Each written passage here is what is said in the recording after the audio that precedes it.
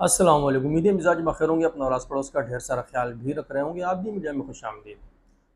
नाजरीन, ईरान और इसराइल की जंग छिड़ी हुई है और पाकिस्तान ने ईरान के साथ खड़े होने का खुलकर ऐलान कर दिया है।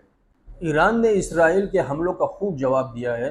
इसराइली हमलों में ईरान के साइंसदान, आला फ़ौजी अहलकार हलाक हुए, तो ईरान ने भी उसका खूब जवाब दिया, उसके शहरों पर हमले किए, जो ताहाल जारी है।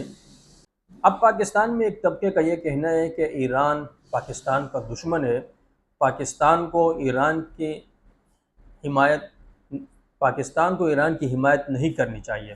तो नाज़रीन, आइए देखते हैं तारीख़ क्या कहती है, ईरान पाकिस्तान का दुश्मन है या नहीं। तो नाज़रीन, आपको आपके इल्म में होगा, 1947 में जब पाकिस्तान मारज़ वजूद में आया, तो सबसे पहले जिस मुल्क ने पाकिस्तान को बतौर मुल्क तस्लीम किया वो ईरान ही था।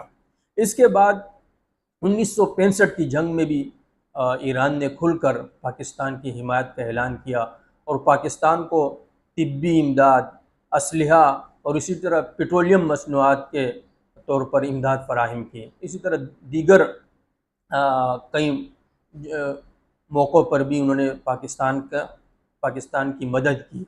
ये तो तारीख़ी तसलसल है जो। और इसी तरह पाकिस्तान और ईरान की जो सरहद है, तो 1000 किलोमीटर तक यहाँ कोई फ़ौजी तैनात नहीं था उस पर, यानी इतनी इत्मीनान था और इतना अमन था और ख़तरा कोई नहीं था कि 1000 किलोमीटर तक सरहद पर फ़ौज तैनात नहीं थी। ये 2013 तक, अब तक 2013 तक इसी तरह बदस्तूर चलता रहा। लेकिन इससे भी इनकार नहीं किया जा सकता कि ईरान की सुन्नी दुश्मनी, जिस तरह पाकिस्तान सबसे पहले पाकिस्तान को मुकद्दम रखता है, तो इसी तरह ईरान सबसे पहले तशय्यो को, अपने जो मज़हब है इसको फ़ोक़ियत देता है। ईरान में मसाजिद पर पाबंदी है, सुन्नी उलमा के ख़िलाफ़ जो है सख्त एक्शन लिया जाता है। इसी तरह शाम में, इराक़ में, यमन में ईरान की सुन्नी दुश्मनी ये तारीख़ का हिस्सा है और सुन्नियों ने इनके तरफ से जो है इंतहाई मज़ालिम का सामना किया है। कई इलाके के लोग सुन्नी का बदर हुए हैं।